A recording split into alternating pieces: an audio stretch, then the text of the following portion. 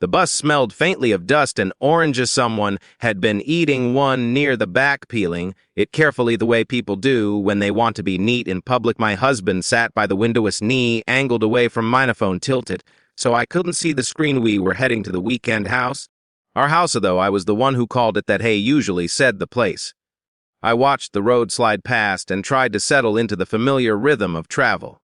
Tickets, folded bag at my feet, nothing to decide for the next 2 hours. It was supposed to be easy. We had agreed after an argument that never quite ended that weekends would be neutral territory, no heavy conversations, no accounting.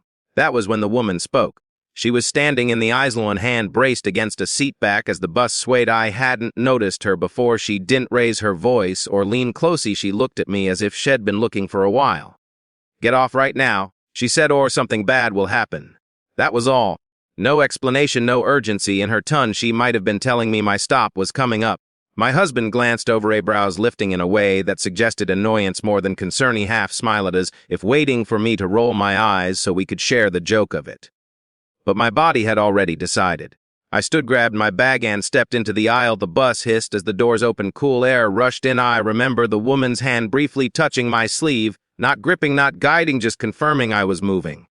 "Wait," my husband said finally, but it came out thin-stretched between obligation and disbelief. I didn't look back. He stepped down onto the pavement and the doors folded shut behind me. With a soft final sound, the bus pulled away. Only then did I turn. The road was almost empty. A low concrete shelter marked the stop. Bus grew smaller, then disappeared around a bend. My husband did not press his face to the window. He did not stand. He remained seated, already absorbed back into whatever had been on his phone. The woman stood beside me, not close as she looked older than I'd thought, tired around the eyes, ordinary. My heart was beating too fast, as if it had mistaken the moment for something larger. "What's going to happen?" I asked. She shook her head. "I don't know," she said. "Just know you shouldn't have stayed on that bus." That was it. No prophecy, no reassurance. She walked away down the road, leaving me with the thin shelter and the echo of my own choice. I stood there longer than made sense, expecting what? A noise, a sign, some proof that I hadn't just humiliated myself for nothing. Cars passed occasionally. A man waited at the far end of the shelter, staring at the schedule as if it might change. Fear shifted shape. It was no longer sharp.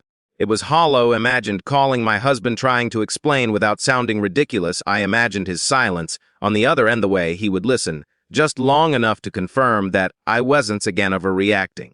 After 10 minutes, a transit vehicle pulled up. 2 uniformed officers stepped out, followed by a woman with a clipboard. They spoke briefly to the man at the shelter, then one of them approached me. "Were you on the Hyundai 40 heading north?" he asked. I nodded. "We need to ask you a few questions." They guided me to the side of their movements. "Calm procedural, no." One raised a voice. No one looked at me like I'd done something wrong. There had been an incident on the bus, they explained. A bag left unattended. A passenger reported something unusual about it. The bus had been stopped further down the line. Everyone was fine, but there were protocols. "Your husband is safe," the woman with the clipboard said, glancing at her notes. "Is being interviewed." Relief came first, then something heavier. The image of him sitting there, confused and defensive, explaining himself to strangers, while I stood on the side of the road answering questions of my own. They asked why I'd gotten off early. I hesitated, saying a woman told me something bad would happen sounded childish. In my head, I settled for the truth without embellishment. "She warned me," I said, believed her. The officer's pen paused just briefly. I nodded and wrote it down. No judgment, no validation, just record. When they were done, they told me where the bus was being held and how to get there. As they walked away, the weight of the moment settled into something colder and clearer. The stranger hadn't saved me out of wisdom or magic. Shade acted on something specific, limited, and then stepped out of the story entirely. Was the one left to live with the consequences of listening. The station was bright and smelled like disinfectant. Me husband sat on a bench, jacket folded beside him. He looked smaller somehow, as if the interruption had pressed him inward. He stood when he saw me. "What happened?" he asked. "Not are you okay, not why did you leave, just the facts." "They stopped the bus," I said. "They talked to everyone." He nodded, eyes flicking to the officers nearby. "They said you got off early, he didn't understand why." I know. There were a dozen things I could have said then, about fear, about instinct, about how easily had let the bus carry him away. Without me, none of them would have landed the way I wanted. Instead, we stood there, 2 people temporarily aligned by an authority neither of us controlled. Later, when the incident was declared resolved and the bus cleared to continue, sat together again. This time he angled his knee toward mine. It was a small gesture, almost careful. "You scared me," he said quietly. I believed him, and I also understood that fear had not been enough in that first momento make him act. The rest of the ride passed in a kind of suspended politeness. No one apologized, no one accused the weekend house wait and change with its clean sheets and borrowed calm. That night, lying awake in the dark, he replayed the woman's voice, not as a warning but as a question I hadn't known I was answering. Trusting her had protected me from a potential danger I would never fully see had also exposed a distance I could no longer ignore.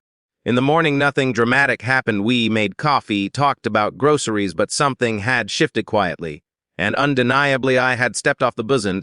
When I looked back, the shape of my marriage had come into focus, not in panic, not in betrayal, but in the clear, uncomfortable light of choice.